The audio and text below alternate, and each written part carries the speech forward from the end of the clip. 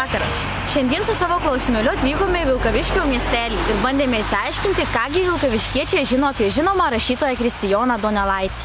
Gal žinote, kas yra Kristijonas Donelaitis? Kristijonas žinau, metus parašė. Rašytojas?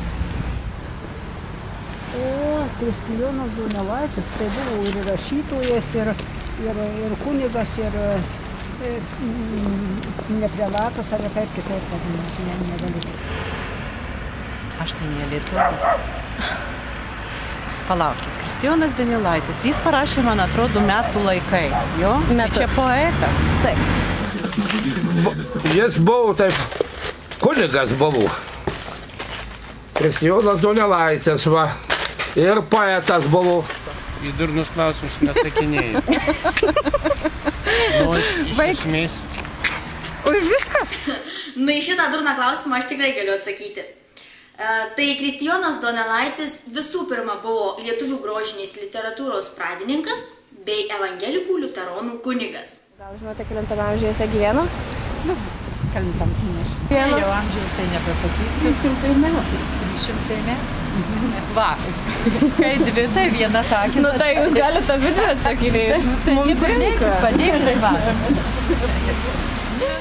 Kadangi dabar 300 metų, tai skaičiuokime atgal, dabar 21, tai 18.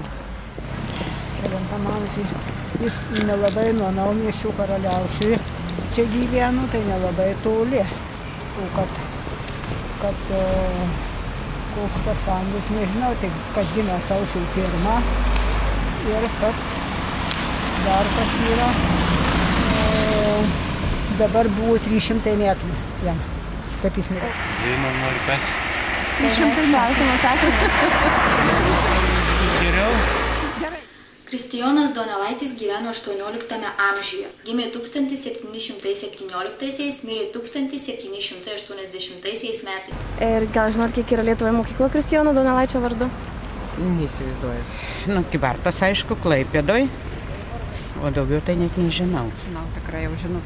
Jėzus, jau senatvė, ką čia gali žinoti paviršyti. Tai kad daug yra jo vardu, yra pavadintų, bet apie mus tai tikrai nėra.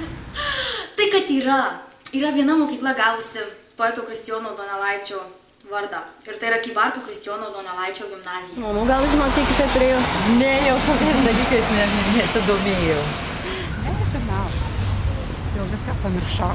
Žinau, kad metus Palaukit, kad jis visų įsirėjo, žinoma, jis buvo, kad dėdės, kad palikonių vaikų tai nėra, negirdėt.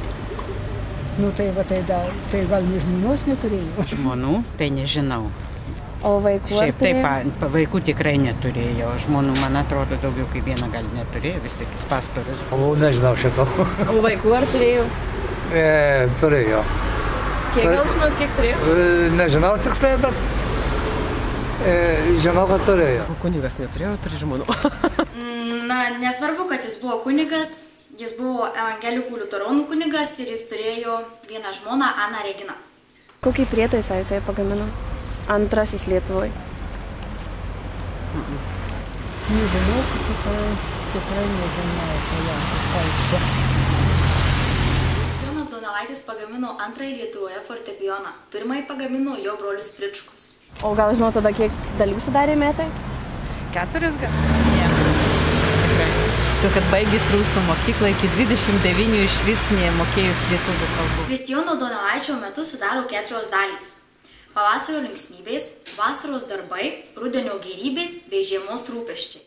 Žinote, ką mokėsi Kristijonas Donelaitis? Ką jis mokėsi, dabar gal užmiršau. Nu, kad kunigų tai žinau, bet gal dar ko nors. Nežinau daugiau. Kunigas buvo, jeigu neklystu, ne? Tikrai nežinau. Na, žinoti gal ir nebūtina, bet tai tikrai netrukdo.